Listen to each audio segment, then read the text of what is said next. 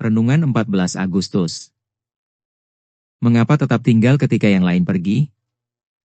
Pada suatu hari musim panas tahun 1925, Bill Wallace yang berusia 17 tahun sedang memperbaiki sebuah mobil di garasi ayahnya.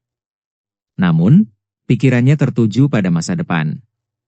Ia meletakkan peralatannya, mengambil perjanjian baru, lalu menuliskan sebuah keputusan pada bagian dalam sampulnya. Ia memutuskan untuk menjadi seorang misionaris medis. 10 tahun kemudian, keputusan itu membawanya ke Tiongkok. Hidupnya kemudian menjadi gambaran nyata dari perkataan Paulus, karena bagiku hidup adalah Kristus dan mati adalah keuntungan, dalam Filipi pasal 1, ayat 21. Keputusan yang ditulis Wallace ketika masih remaja ternyata bukan keputusan sesaat. Ia menjalani persiapan bertahun-tahun, menolak jalan hidup yang lebih nyaman, lalu pergi ke tempat yang membutuhkan dirinya. Inilah yang membuat kisahnya begitu kuat.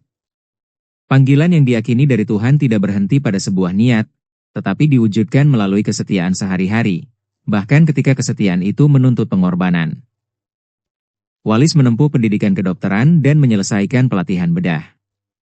Pada tahun 1935, ia diutus oleh Southern Baptist Foreign Mission Board ke Wuzhou, kini Wuzhou, di Provinsi Guangxi, Tiongkok Selatan. Ia melayani sebagai ahli bedah di Stout Memorial Hospital. Selama lebih dari 15 tahun, ia melayani pasien, terutama orang miskin dan sakit, sekaligus membagikan kasih Kristus melalui kehidupan dan pelayanannya. Ketika perang dengan Jepang berkecamuk, Wallace tidak meninggalkan pasiennya. Dalam salah satu serangan udara, bom menghantam rumah sakit ketika ia sedang melakukan operasi. Ia tetap menyelesaikan operasinya. Pada kesempatan lain, ketika serangan udara mengancam kota, staf, pasien, dan peralatan rumah sakit dipindahkan ke atas sebuah tongkang agar dapat berlindung di gua-gua sepanjang sungai. Wallace terus melayani di tengah bahaya. Bahkan ketika para misionaris lain meninggalkan Wuzhou karena ancaman kelompok bersenjata, ia memilih tetap tinggal untuk merawat orang sakit. Setelah kaum komunis mengambil alih Tiongkok pada tahun 1949, keadaan semakin sulit. Wallace tetap melayani, bahkan merawat tentara komunis yang terluka. Namun, ketika Perang Korea pecah pada tahun 1950, sentimen anti-Amerika semakin kuat dan para misionaris semakin dicurigai.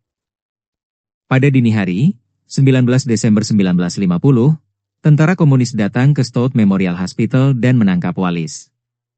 Ia dituduh sebagai mata-mata berdasarkan bukti yang ditanamkan oleh pihak berwenang.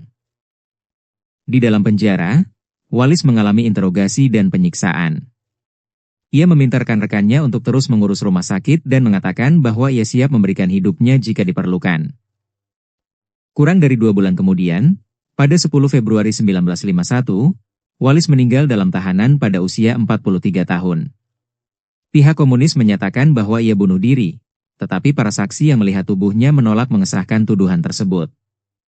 Ia kemudian dimakamkan di pemakaman orang percaya. Orang-orang Kristen setempat secara diam-diam memasang sebuah monumen dengan tulisan, "Bagiku hidup adalah Kristus." Mengapa Wallace tetap tinggal ketika yang lain pergi? Bukan karena ia tidak mengetahui bahaya. Ia tahu perang, bom, ancaman politik, dan penjara dapat merenggut hidupnya. Namun, ia lebih yakin kepada panggilan Tuhan daripada kepada rasa amannya sendiri. Baginya, menjadi dokter bukan sekadar profesi. Keahliannya adalah sarana untuk melayani manusia dan menjadi saksi Kristus. Kisah Wallace mengingatkan kita bahwa kesetiaan kepada Tuhan tidak selalu terlihat dalam tindakan besar. Kesetiaan dapat terlihat ketika kita tetap menjalankan tanggung jawab, tetap melayani, tetap mengasihi, dan tetap menjadi saksi ketika keadaan tidak mudah. Kita mungkin tidak dipanggil menghadapi bahaya seperti Wallace, tetapi kita pasti akan menghadapi situasi yang menguji apakah Kristus benar-benar menjadi pusat hidup kita. Filipi pasal 1, ayat 20-21, menolong kita melihat bahwa tujuan hidup orang percaya bukan sekadar mempertahankan hidup, kenyamanan, atau keselamatan diri. Hidup kita adalah milik Kristus. Karena itu, dimanapun Tuhan menempatkan kita, di rumah, sekolah, tempat kerja, gereja, atau di tengah masyarakat, kita dipanggil untuk hidup bagi Dia.